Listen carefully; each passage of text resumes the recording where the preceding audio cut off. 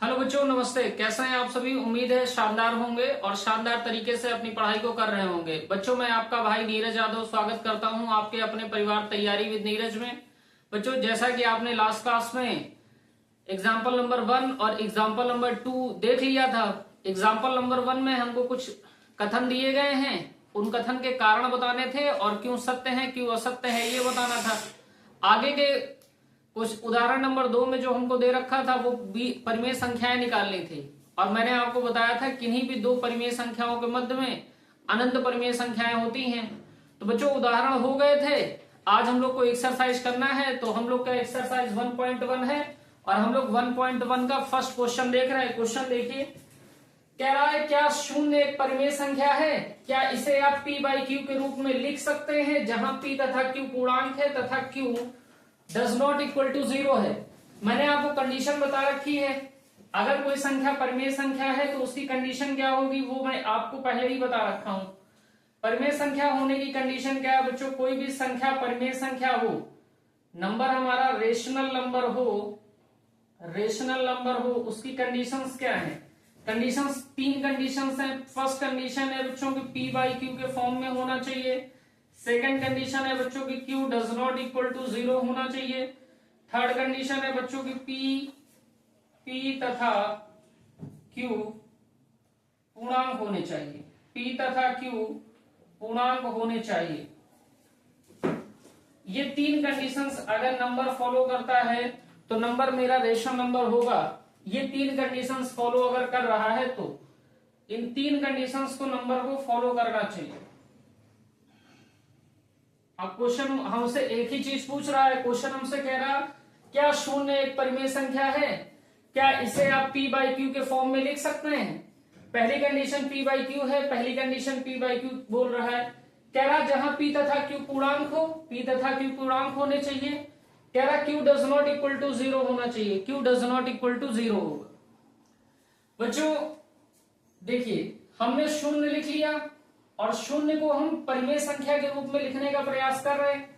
इस शून्य को जब परिमेय संख्या के रूप में लिखेंगे, परिमेय संख्या के रूप में लिखने का मतलब है p बाई क्यू के रूप में लिखना।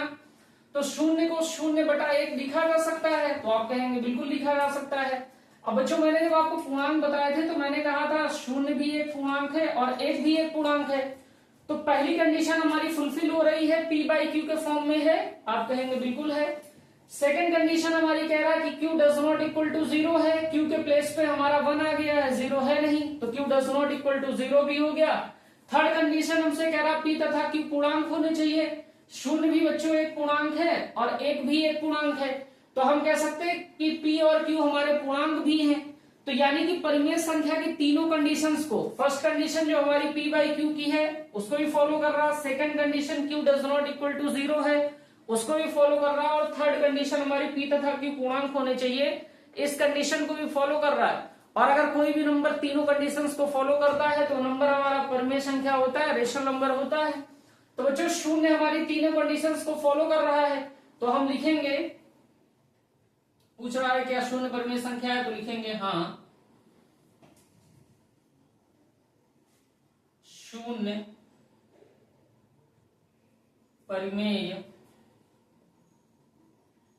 संख्या है। चूंकि शून्य परिमेय संख्या की सभी शर्तों को पूरा करता है।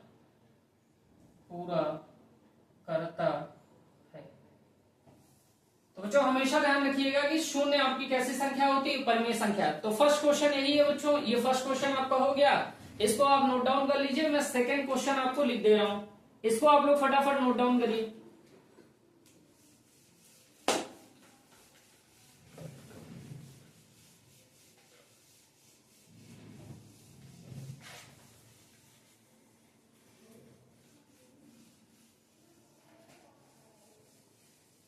बेटा क्वेश्चन नंबर 2 क्या कह रहा है आपका? क्वेश्चन नंबर जो 2 है वो आपसे कह रहा है, क्वेश्चन नंबर 2 देखिएगा। क्वेश्चन नंबर 2 कह रहा है 3 तथा 3 तथा 4 के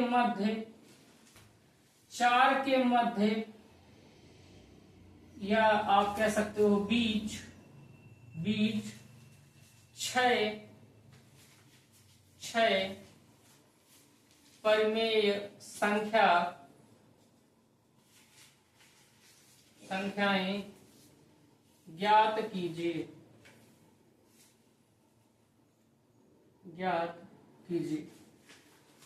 वो जो क्या कह रहा 3 तथा 4 के मध्य 6 परिमेय संख्याएं ज्ञात कीजिए। तो मैंने आपको 3 मेथड कल बता रखे थे। एक आप एवरेज मेथड से कर सकते हैं, एक आप जितनी परिमेय संख्याएं निकालने को बोल रहा है अंश और हर में उतने से गुणा करके कर सकते हैं, एक जोड़ के। और अगला मेथड आपको मैंने बताया था 10 से गुणा करके और 10 से भाग करके कर सकते हैं। तो मैं 2 मेथड से इसको आपको करा दे रहा हूं। हाँ लिखिए, इधर हम लोग मेथड 1 से कर लेंगे, मेथड फर्स्ट से, और दूसरे साइड में मेथड सेकंड से आपको करा दे रहा हूं। 3 तथा 4 के बीच परिमेय संख्याएं हमको निकालनी है। 3 तथा 4 के बीच परिमेय संख्याएं। बच्चों 6 परिमेय संख्या हमको निकालनी है, तो हमने कहा n बराबर हमको दे रखा है 6, तो यहां से हम कह सकते हैं कि n+1 कितना होगा, तो आप कहेंगे 6 + 1 यानी कि हमारा 7 होगा। तो हम संख्या को p/q के फॉर्म में लिख लेंगे। तो 3 तथा 4 दे रखा था, तो 3 तथा 4 हम लोगों ने लिख लिया वैसे का वैसे। अब बेटा इसको परिमेय संख्या के रूप में आप लिखोगे तो 3/1 लिखोगे और 4/1 लिखोगे। अगले स्टेप में मैंने क्या कहा, ये जो 7 नंबर आया है ना, ये जो नंबर 7 आया है, इस 7 से अंश और हर में गुणा कर देंगे। तो लिखेंगे 7 से अंश तथा हर में गुणा करने पर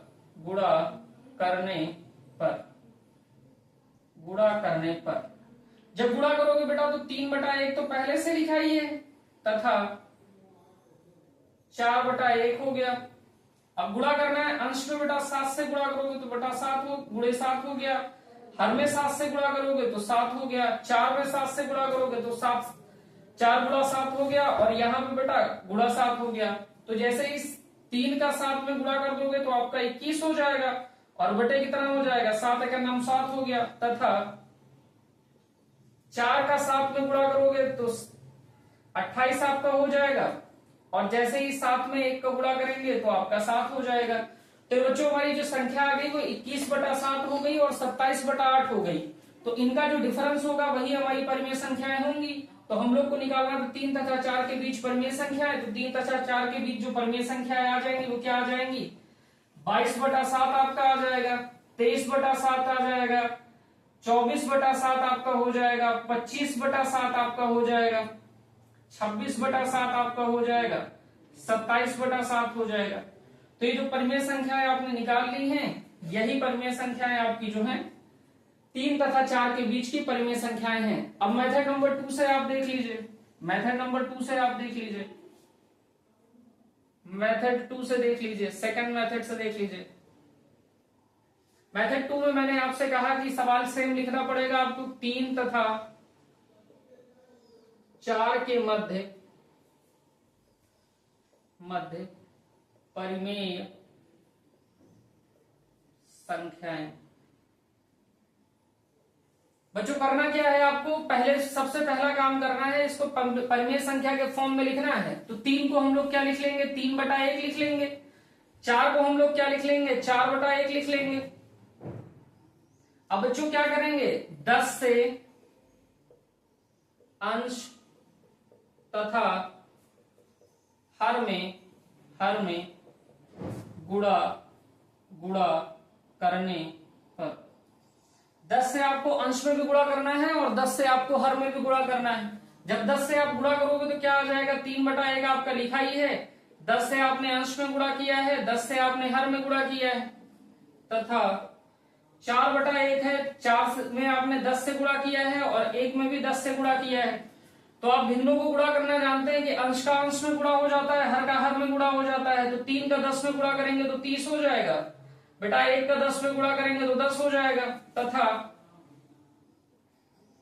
4 का 10 में गुणा करेंगे तो 40 हो जाएगा, 1 का 10 में गुणा करेंगे तो 10 हो जाएगा। बच्चों यहाँ डिफरेंस देख लीजिए, जो डिफरेंस आ रहा है वही हमारी परिमेय संख्या है। तो हमारी परिमेय संख्याएं क्या निकल के आ जाएंगी, हम कह सकते हैं 31/10 हमारी परिमेय संख्या है, 32/10 हमारी परिमेय संख्या है, 33/10 हमारी परिमेय संख्या है, 34/10 हमारी परिमेय संख्या है, 35/10 हमारी परिमेय संख्या है, 36/10 हमारी परिमेय संख्या है। हमको निकालनी केवल कितनी परिमेय संख्याएं थी, 6। हम ज्यादा भी निकाल सकते हैं। अब जो कट रहा है काट लीजिए, 2 से देखिए कट जाएगा, 2 पंचे 10 और 2 से काटेंगे तो 16 बार में आपको 32 कट जाएगा। 34 काट लीजिए, 17 दूना 34 होता है, और 2 से इधर काट लीजिए 5 हो गया। यहाँ काट लीजिए तो 5 सत्ते 35 होता है, 5 दूनी 10 होता है। 2 से काट लीजिए, 18 बार में आपको कट जाएगा 36 और 10 भी कट जाएगा 5 बार में। तो हम लिख सकते हैं 31/10, हम लिख सकते हैं 16/5, हम लिख सकते हैं 33/10, हम लिख सकते हैं 17/5, हम लिख सकते हैं 7/2, हम लिख सकते हैं 18/5। तो ये बच्चों हमारी परिमेय संख्याएं हो जाएंगी किसके किसके बीच में, तो आप कहेंगे 3 तथा 4 के बीच की परिमेय संख्याएं हो जाएंगी। बच्चों जैसा कि कल भी मैंने आपको बताया था, मैंने आपसे क्या कल कहा था, मैंने कहा था परिमेय संख्या अलग अलग मेथड से निकालेंगे तो अलग अलग निकल सकती हैं, उनमें कोई डाउट आपको होना नहीं चाहिए।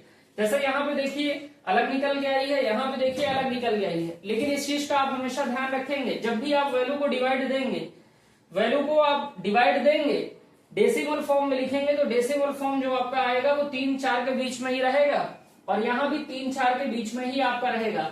तो उम्मीद है सवाल आपको बहुत बढ़िया तरीके से समझ में आ गया होगा। आप फटाफट इसको नोट डाउन कर लीजिए, फिर हम लोग अगले क्वेश्चन की ओर चलते हैं। इसको फटाफट नोट डाउन करिए बच्चों।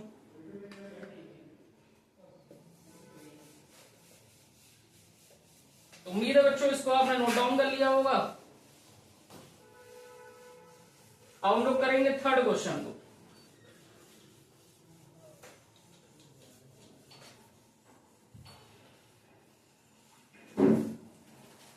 थर्ड क्वेश्चन आपसे क्या कह रहा है बच्चों, देखिएगा। थर्ड क्वेश्चन आपसे कह रहा है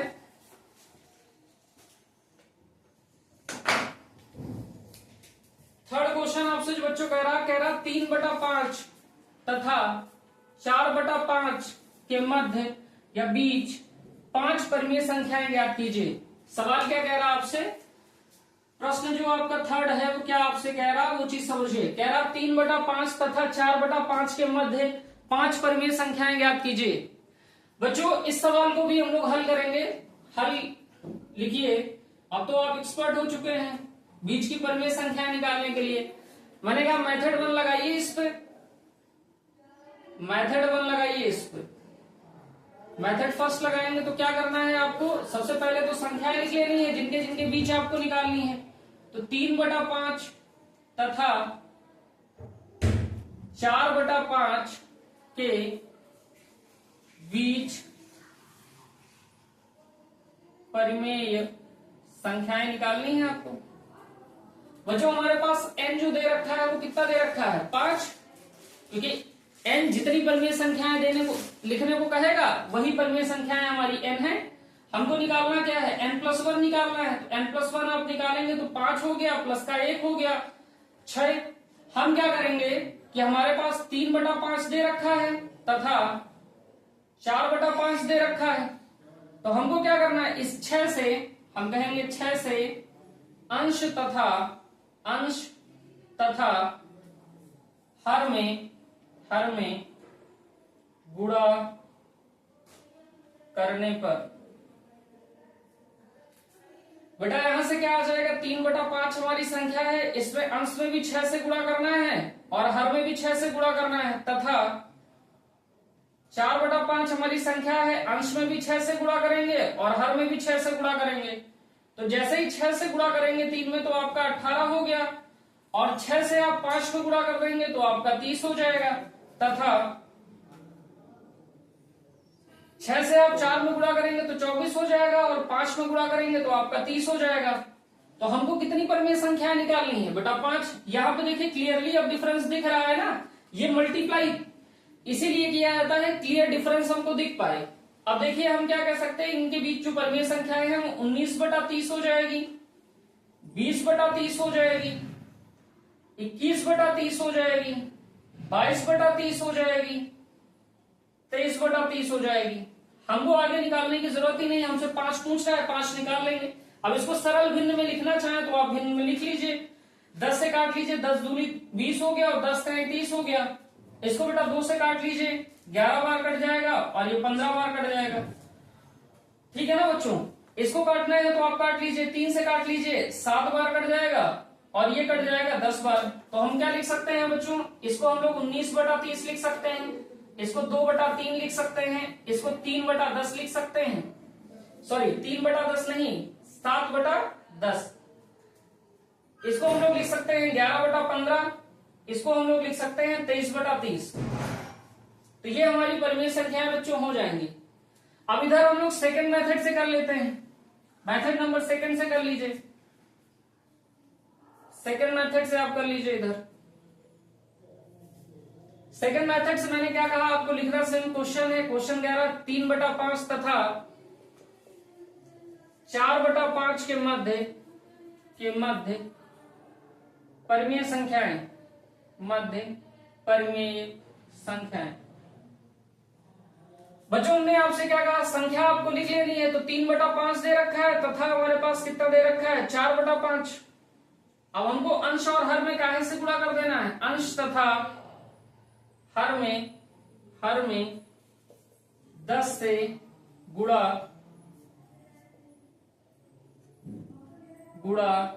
करने पर। जब 10 से गुणा करेंगे बच्चों तो क्या हो जाएगा, 3/5 आपको दे ही रखा है, 3/5 में आपको 10 से गुणा करना है, तो गुणा 10 कर लीजिए, अंश में भी 10 से गुणा, हर में भी, तथा 4/5 आपका था, अंश में भी 10 से गुणा कर लिया और हर में भी 10 से गुणा कर लिया। 3 से जब 10 में गुणा करेंगे तो 30 हो जाएगा, 5 से 10 में गुणा करेंगे 50 हो गया, तथा 4 से 10 में गुणा कर दिया आपने 40 हो गया, 5 से 10 में गुणा कर दिया 50 हो गया। बच्चों ये क्लियर डिफरेंस आपको दिख रहा, तो आप परिमेय संख्या लिख लीजिए, 31/50, 32/50, 33/50, 34/50 और 35/50।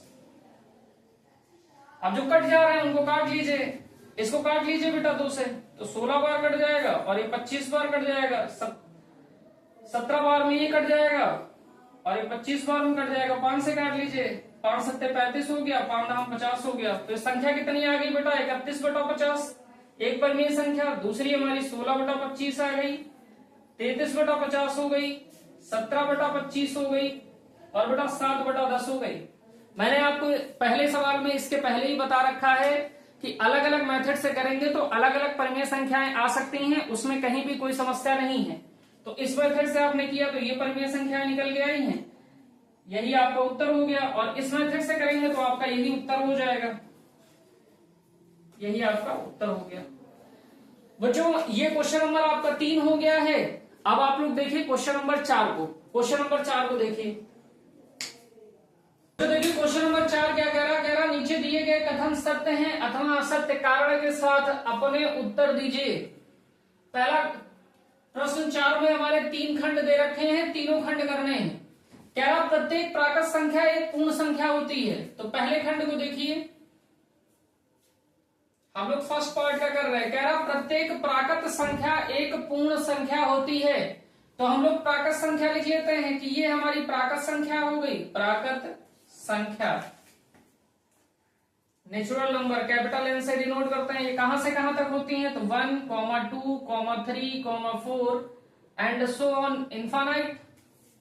बेटा और किन संख्याओं की बात कर रहा, पूर्ण संख्याओं की। तो आप कहेंगे पूर्ण संख्या,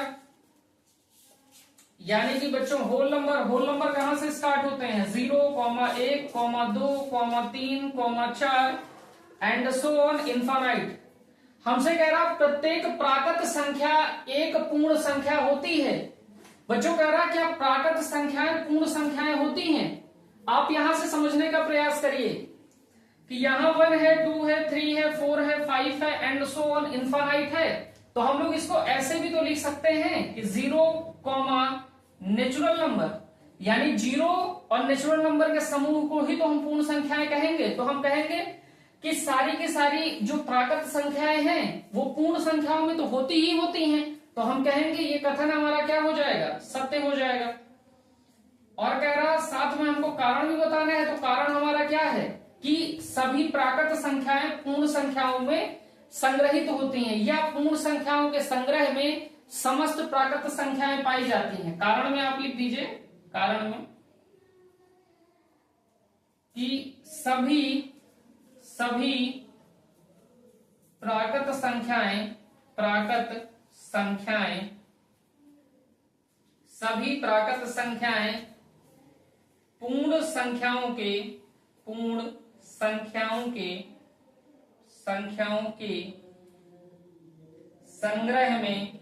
संग्रह में पाई जाती हैं।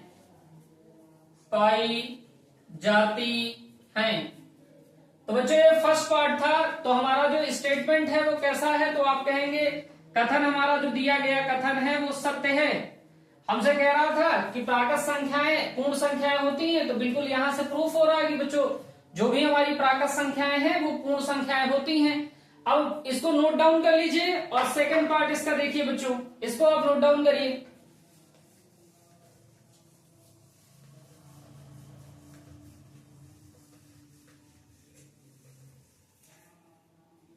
बच्चों सेकंड पार्ट क्या कह रहा प्रत्येक पूर्णांक एक पूर्ण संख्या होती है। पूर्णांक क्या होते हैं बेटा, तो मैंने कहा पूर्णांक जिनको आप रिप्रेजेंट करते हो कैपिटल जेड से, और ये कहां से कहां तक होते हैं, माइनस इनफाइनाइट से लेकर के -3, -2, -1, -0, -1, -2, -3 एंड सो ऑन इनफाइनाइट तक होते हैं। और पूर्ण संख्याएं क्या होती बेटा, पूर्ण संख्याएं, तो मैंने कहा पूर्ण संख्याएं होती हैं जिनको आप होल नंबर कहते हैं। और ये स्टार्ट कहां से होते हैं बेटा, 0, 1, 2, 3 एंड सो ऑन इनफाइनाइट तक। बच्चों हमसे कह रहा प्रत्येक पूर्णांक एक पूर्ण संख्या होती है। तो बेटा चेक करो क्या पूर्ण संख्याओं के अंतर्गत हमको माइनस इनफाइनाइट से लेकर के -1 तक की संख्याएं मिलेंगी। तो ये माइनस इनफाइनाइट से -1 तक की जो संख्याएं थी इन्हीं को तो हम लोग ऋणात्मक पूर्णांक कहते थे। ये बच्चों हमारा ऋणात्मक पूर्णांक होता था और ये हमारा धनात्मक पूर्णांक होता था। तो ये कथन तो हमारा गलत हो गया कि पूर्ण संख्याओं में हमारा कह रहा प्रत्येक पूर्णांक एक पूर्ण संख्या होता है। तो पूर्णांक को दिखाना है कि पूर्ण संख्या है कि नहीं, क्या पूर्णांक का जो ऋणात्मक पूर्णांक का हिस्सा है वो पूर्ण संख्याओं में आ रहा है, तो आप कह रहे नहीं। तो कथन हमारा कैसा हो गया बेटा, स्टेटमेंट हमारा कैसा हो गया, रॉन्ग हो गया, असत्य हो गया। कारण की बात करेगा तो कारण आप क्या लिख देंगे, कारण आप लिख देंगे कि पूर्ण संख्याओं में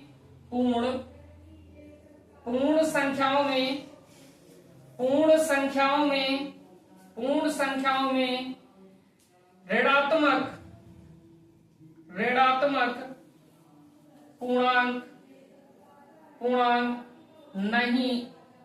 पूर्णांक सम्मिलित नहीं होते हैं,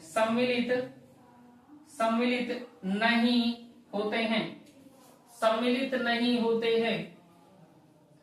हैं। बच्चों बात समझ में आ गई होगी। अब आपको थर्ड, ये आपका जो पार्ट था ये सेकंड पार्ट था, अब हम लोग को थर्ड पार्ट की ओर बढ़ना है। तो इसको आप नोट डाउन कर लीजिए फटाफट। अब बच्चों देखिए थर्ड पार्ट, आप देखिए क्या लिखा हुआ है। थर्ड पार्ट की जब बात आप करते हैं तो थर्ड पार्ट में देखिए क्या लिखा हुआ है। थर्ड पार्ट आपसे कह रहा है कि प्रत्येक परिमेय संख्या एक पूर्ण संख्या होती है। और ये बेटा उदाहरण का फर्स्ट क्वेश्चन का लास्ट पार्ट है। अब बेटा इसको फिर से आप देख लीजिए, कह रहा प्रत्येक परिमेय संख्या एक पूर्ण संख्या होती, तो एक उदाहरण के माध्यम से समझ लेते हैं।